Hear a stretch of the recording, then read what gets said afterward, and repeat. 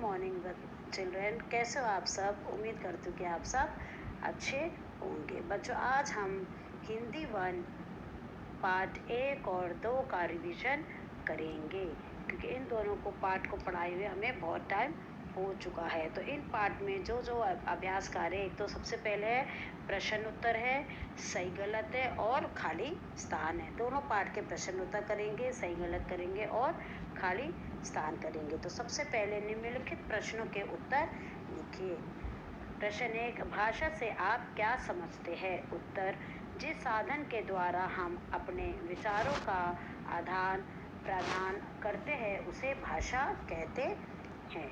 प्रश्न 2, लिखित भाषा किसे कहते हैं? उत्तर, जब हम लिखकर अपने विचार दूसरों तक पहुंचाते हैं उसे लिखित भाषा कहते हैं, जैसे कहानी, लेख, पत्र, जीवनी आदि। प्रश्न 3, मौखिक भाषा किसे कहते हैं? उदाहरण लिखो। उत्तर, भाषा का वह रूप जिससे व्यक्ति बोलकर अपने विचार प्रकट करता है और दूसरा व्यक्ति सुनकर उसे समझता है, उसे मौखिक भाषा कहते हैं, जैसे भाषण, वार्तालाप, टेलीफोन आदि। प्रश्न 4, हिंदी भाषा किस लिपि में लिखी गई है? उत्तर, हिंदी भाषा देवनागरी लिपि में लिखी गई है। बच्चों, अब हम करेंगे सही गलत का निशान लगाओ। एक देखो, पहला वाला देखो, भाषा 2 प्रकार की होती है। सही। कौन सी? मौखिक और लिखित। दूसरा, भाषा द्वारा अपनी बात दूसरे तक पहुंचाई जा सकती है। सही। भाषा के द्वारा हम अपनी बात दूसरे तक पहुंचाते हैं। तीसरे, किसी भाषा को लिखने का ढंग लिपि कहलाता है।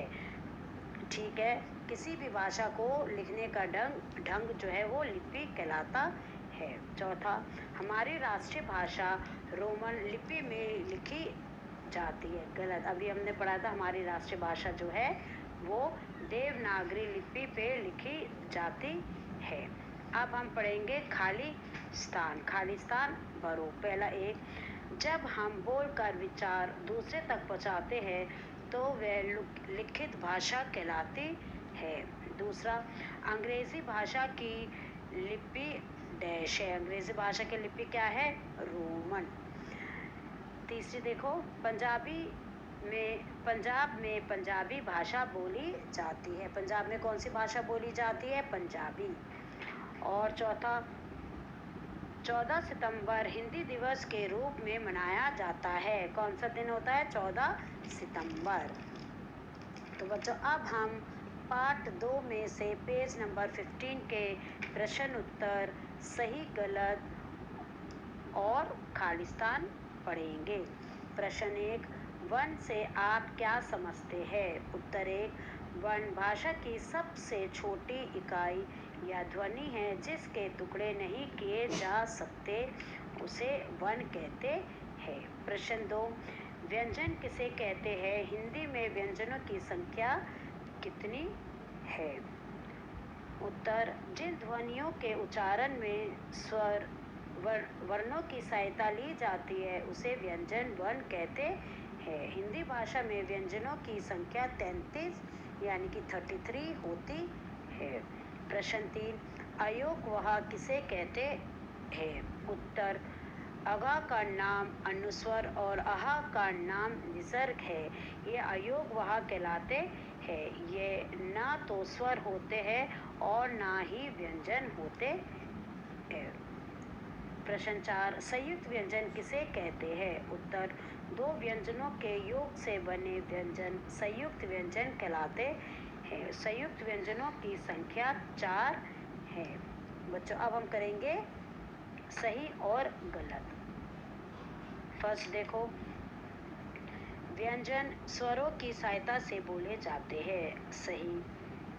दूसरा, श, त्र, ज्ञ और श्रे संयुक्त व्यंजन है। सही। ढ और ढ उपशिष्ट व्यंजन है। सही। अनुनासिक नहीं है। चिन्ह देखो क्या लगा है? चांद और बिंदु अनुनासिक नहीं है, गलत, ये जो है वो अनुनासिक है। स्वरों का सूक्ष्म रूप मात्रा कहलाता है, सही। अब हम करेंगे खाली स्थान।